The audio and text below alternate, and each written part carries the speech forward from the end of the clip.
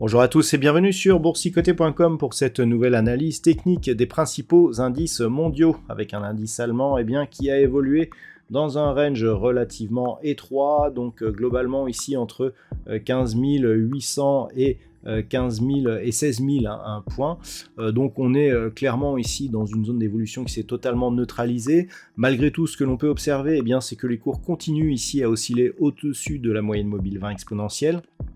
Même si celle-ci évolue sous sa moyenne mobile arithmétique, cela confère tout de même à cette tendance une préférence plutôt haussière. Alors il faudrait casser ici cette zone des 16 000 points pour avoir une reprise de mouvement, et je rappelle que le niveau historique du DAX se trouve juste sur une résistance qui est nettement supérieure et qui se situe à 16 300 points, 16 280 points exactement.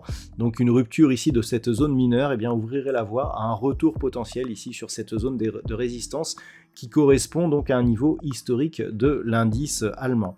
Niveau d'invalidation de cette dynamique qui reste haussière, une éventuelle rupture ici de cette zone des 15 660 points sur le DAX.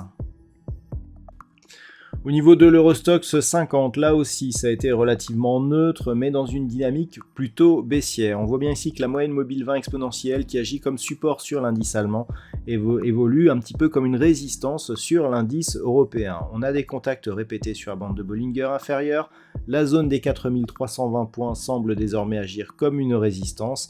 Il semblerait que nous soyons ici, suite à cette impulsion haussière, dans une petite phase de consolidation. Toutefois, cette phase ne semble pas très dynamique. La preuve, on a évolué ici dans une tendance quasiment neutre toute cette semaine. Attention toutefois, si les cours venaient à casser une zone intermédiaire qui est liée à ce point bas significatif proche des 4266 points, on pourrait accélérer avec un retour possible ici sur la zone des 4180 points. Il faudrait revenir ici au contact des plus hauts et des 4415 points pour invalider cette anticipation plutôt baissière. Au niveau des indices américains et du S&P 500, nous avons une configuration qui là aussi est restée neutre. On est resté au-dessus de la zone des 4100 points qui fait office de zone de support. La moyenne mobile 20 exponentielle semble avoir plutôt évolué comme une zone de support cette semaine, mais très peu de signaux. On a du mal ici à valider donc la reprise haussière liée à ce mouvement. On aimerait ici une confirmation de la rupture haussière de cette zone majeure qui se situe à 4195 points, qui nous donnerait vraiment un signal très positif pour la suite, mais pour l'instant ce n'est pas le cas. On est plutôt ici sur un niveau inférieur, donc une phase de neutralisation, mais qui reste tout de même sous cette zone de résistance majeure. Malgré donc cette neutralité court et moyen terme, nous avons un S&P 500 qui pour l'instant évoluerait plutôt vers une dynamique haussière, sauf évidemment si on venait à casser ici une zone de double contact à 4050 points sur le S&P 500.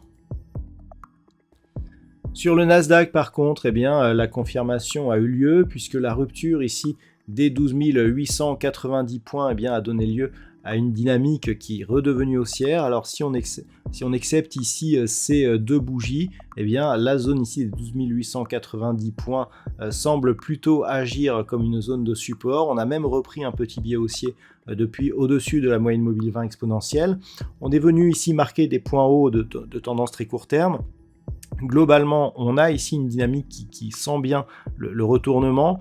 Il faudrait revenir ici sur cette zone des 13 920 points, voire même un niveau légèrement inférieur, lié ici à cette zone de points hauts, donc sur un niveau proche ici des 13 740 points. Une cassure de ce niveau suffirait à valider et à confirmer la tendance court terme actuelle pour anticiper un retournement de la tendance moyen terme.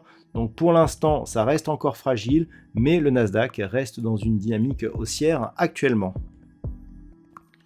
Et enfin, au niveau du Nikkei, eh bien, il semblerait que l'on ait une dynamique qui est en train de se préciser depuis quelques semaines, voire quelques mois. Hein. Je vous indique ici une dynamique totalement neutralisée et je vous indiquais il y a peu...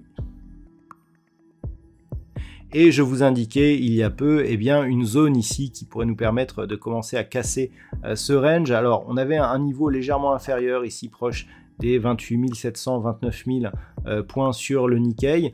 Et puis on a cet autre point haut ici que l'on a testé cette semaine et que l'on a dépassé. Hein, au-delà des 29 200 points. Donc là, clairement, on est en train de reprendre un petit biais haussier avec comme objectif la zone ici des 30 500 points.